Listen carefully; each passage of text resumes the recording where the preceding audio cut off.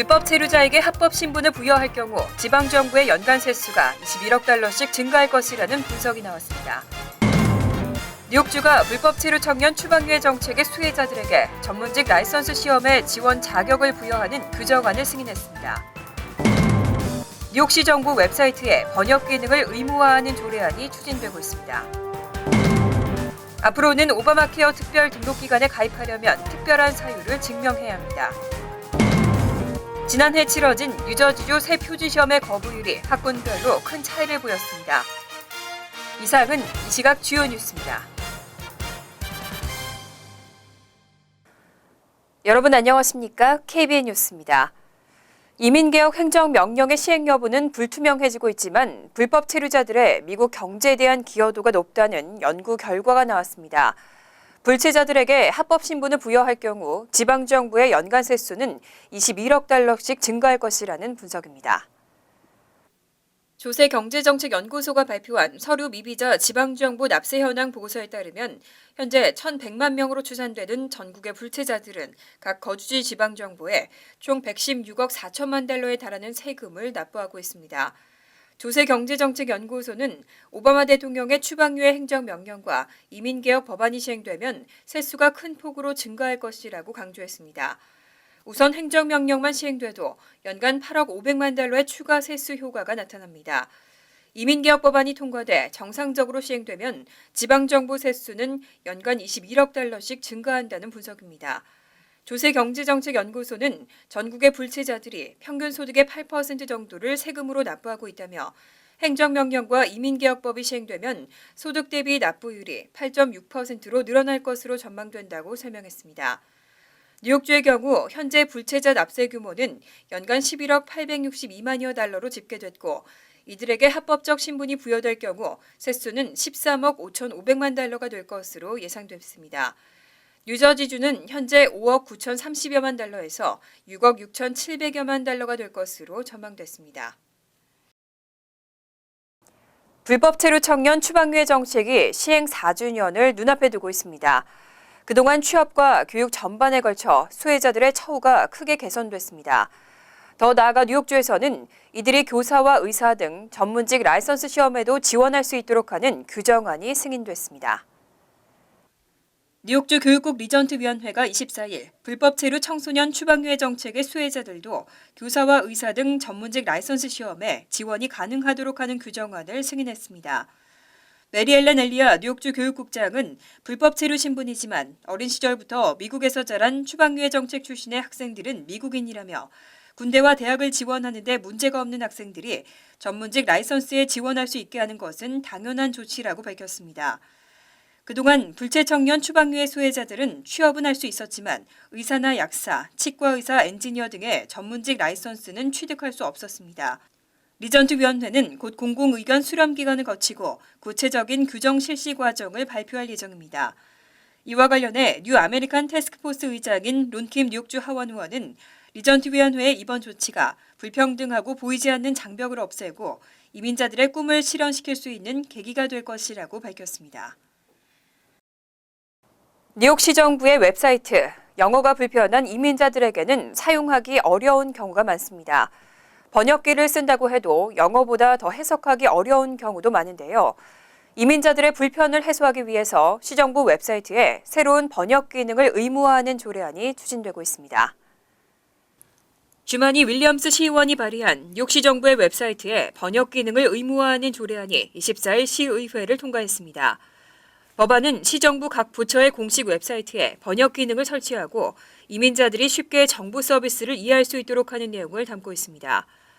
조례안에도 번역 기능이 있다는 것을 명확하게 게시하고 주민들이 손쉽게 사용할 수 있도록 명시할 것을 의무화했습니다.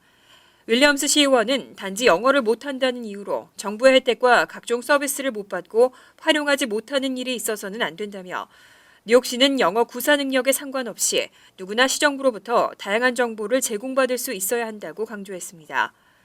이번 조례안과는 별도로 뉴욕시 정부는 이미 웹사이트에 구글 번역 기능을 연결시켜 지금도 한국어 등 약 100개 언어로 번역할 수 있습니다. 하지만 구글 번역기는 단어 하나하나를 그대로 직역하는 수준이어서 정확한 정보 전달이 이루어지지 않고 있다는 지적이 나오고 있습니다. 그동안 여러 보험사들은 정규기간에 가입을 미루다가 필요한 일이 생기면 오바마케어에 가입하는 악용 사례로 보험사들의 수익성이 떨어진다고 지적했습니다.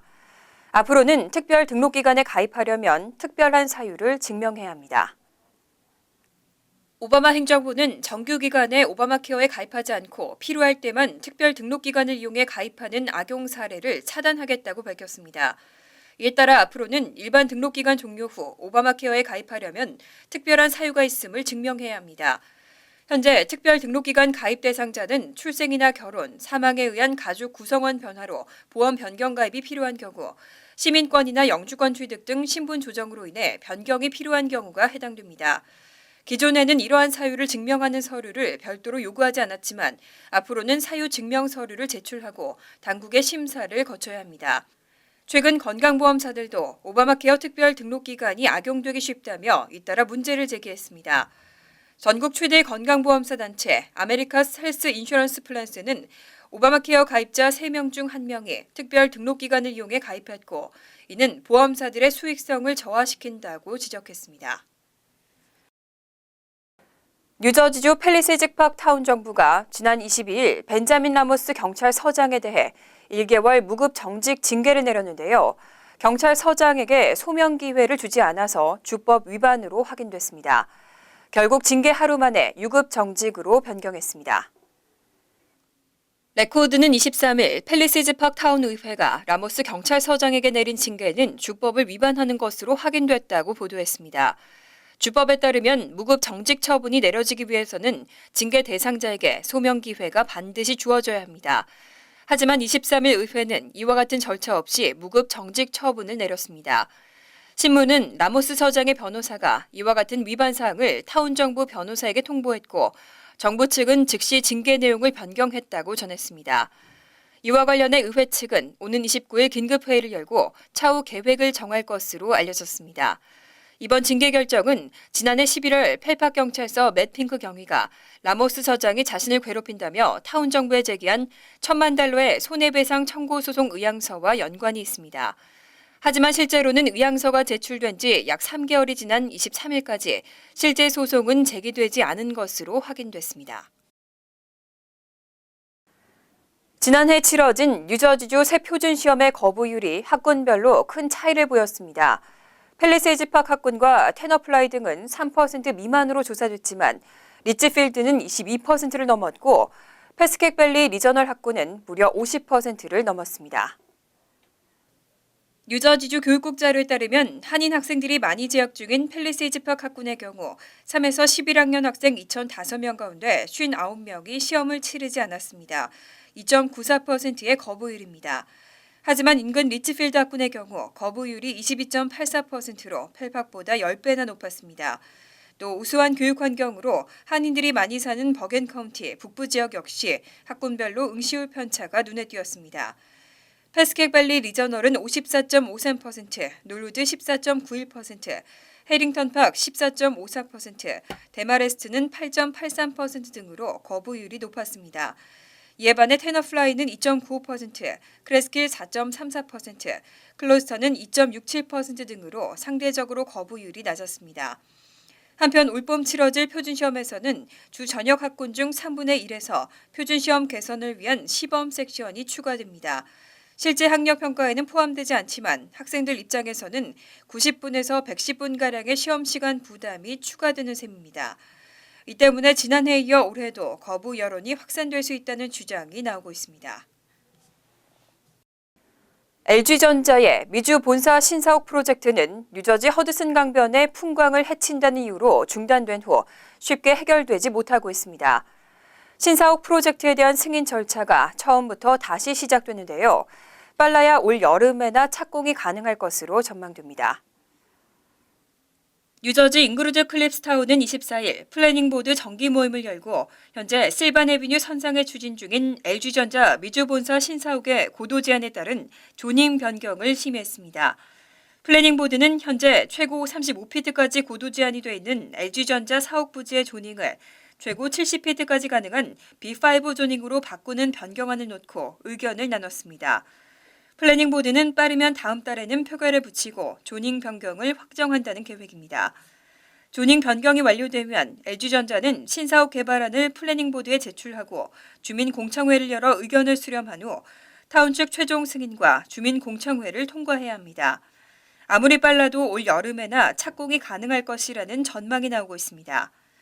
LG전자 미주본사 신사옥의 착공은 지난 2013년 11월 착공시까지 마치고 중단됐던 점을 감안하면 무려 2년 6개월 이상 늦어지고 있습니다.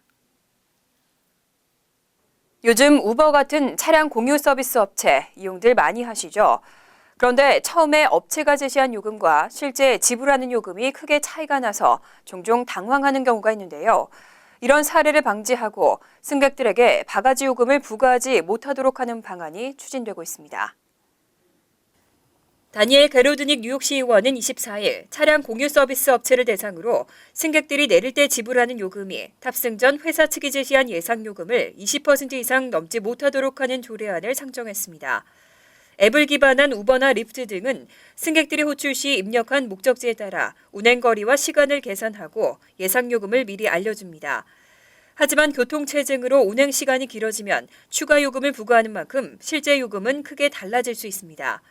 현재 우버는 예상 요금에 대한 추가 요금을 제한하는 자체 규정을 가지고 있지 않습니다. 게로드닉 시의원은 상당수의 승객들이 예상 요금과 크게 차이가 나는 실제 요금에 혼동을 겪고 있다며 소비자 보호 차원에서 예상 요금을 보장할 수 있는 규정이 필요하다고 설명했습니다. 이와 관련해 우버 측은 조례안을 자체적으로 검토 중이라고 밝혔습니다. 한편 이 조례안은 옐로캡과 그린캡에는 적용되지 않습니다. 잠시 후 KBN 뉴스가 계속됩니다.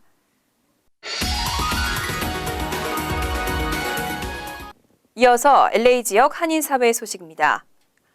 미국 시장에 진출한 김 제품들이 큰 인기를 끌면서 한국산 수산식품에 대한 관심이 전 세계로 뻗어나가고 있습니다. 특히 미국에 이어 중남미 지역이 제2의 개척지가 될 것으로 보입니다. 김정균 기자가 보도합니다.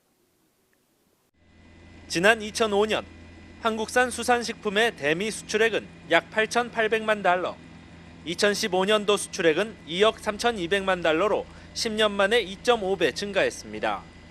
해양수산부와 한국농수산식품유통공사는 이 같은 수출 증가에 박차를 가하고자 오늘 LA에서 한국수산식품 현지 수출 상담회를 개최했습니다.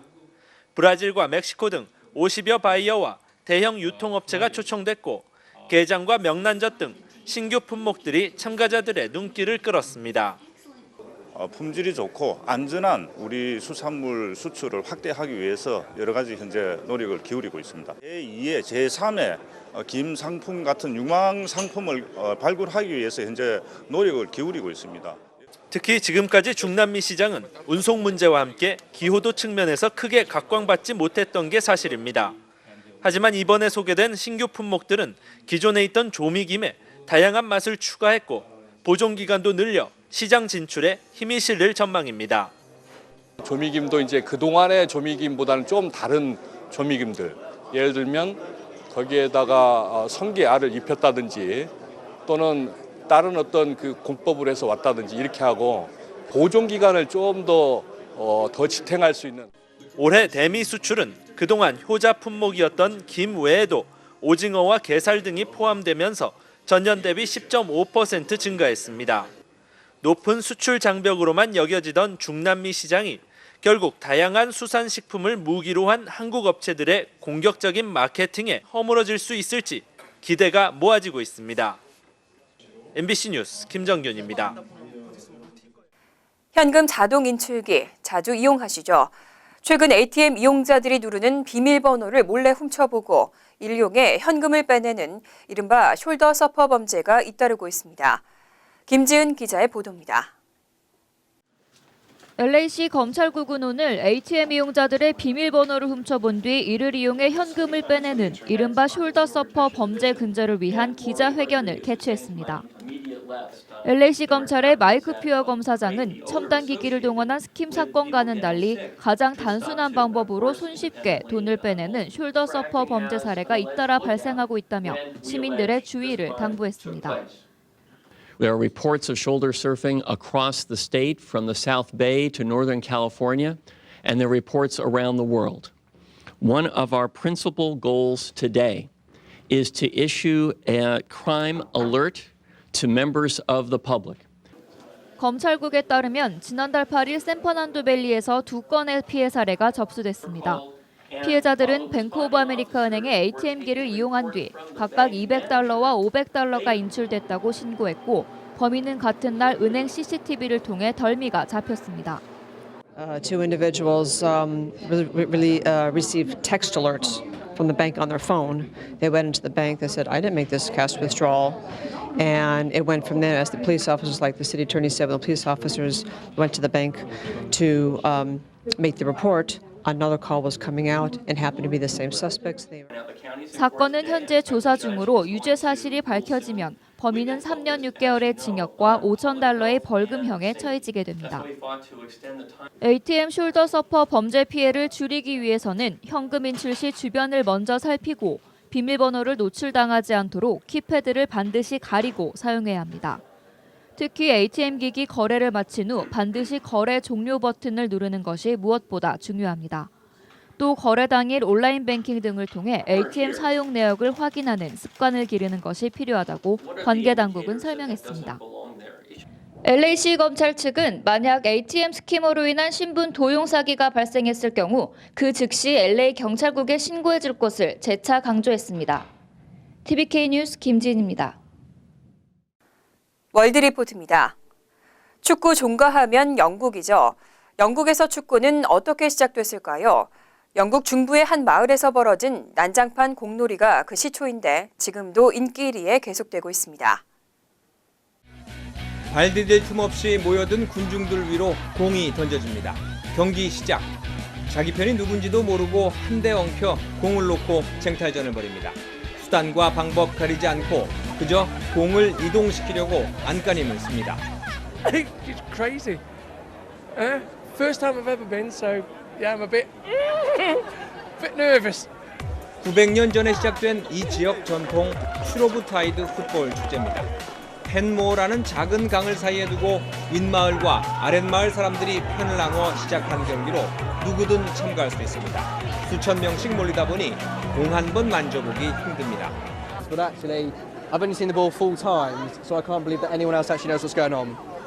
공을 몰고 갈 수 있으면 마을 어디든 경기장, 상점들은 보호막을 설치했습니다. 한겨울이지만 상대편을 피해 강물로 뛰어들어 공을 나르고 이내 강은 양측 선수들로 가득 찬 경기장으로 변합니다. So tight, just can't breathe. Just so much pressure. It's unbelievable, unbelievable. But it's what we come here for, isn't it? 부상자가 속출하지만 정해진 규칙이라곤 살인 금지, 공 감추지 않기 정도입니다. 볼은 3km쯤 떨어진 상대방의 물레방앗간. 여기에 공을 3번 두드리면 득점이 되는데 득점자는 상으로 원하는 만큼 맥주를 마실 수 있습니다. 이런 군중 축구를 영국의 사립학교가 도입하면서 규칙을 만들었고 그 결과 지금의 축구로 발전했습니다. 간추린 소식입니다. 지난 23일 이후 동부 해안 지역과 남부주 52개 지역에 토네이도가 덮쳤습니다.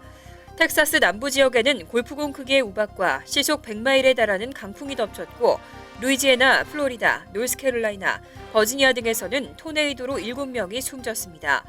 또 10만 가구 이상이 정전됐고 2,800여 편의 항공이 취소됐습니다. 뉴욕주가 스템 인센티브 프로그램을 통해 대학생들에게 장학금을 지급합니다.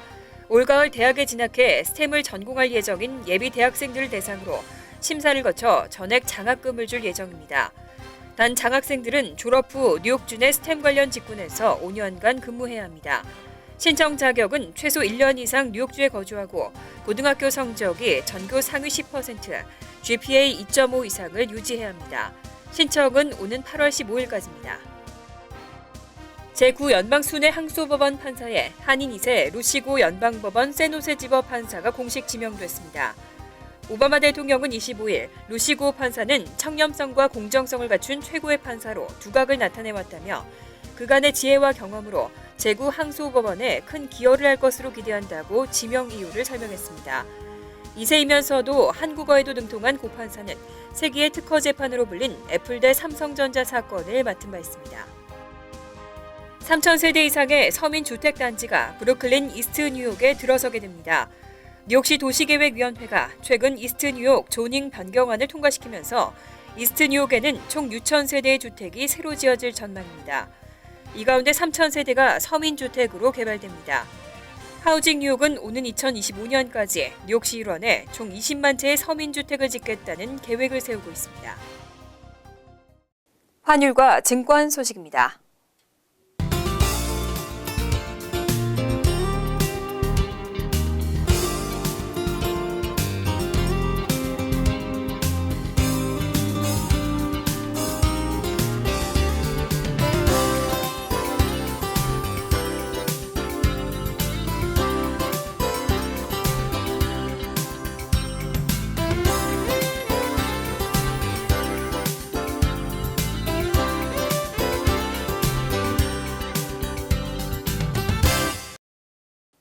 이어서 날씨입니다. 토요일은 대체로 화창하고 바람이 불겠습니다. 낮 최고 기온은 40도, 섭씨 4도, 밤 최저 기온은 36도, 섭씨 2도로 예상됩니다.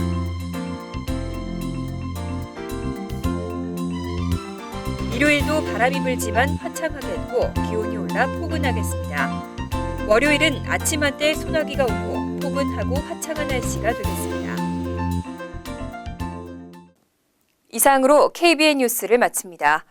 KBN과 함께 즐거운 저녁 되시기 바랍니다.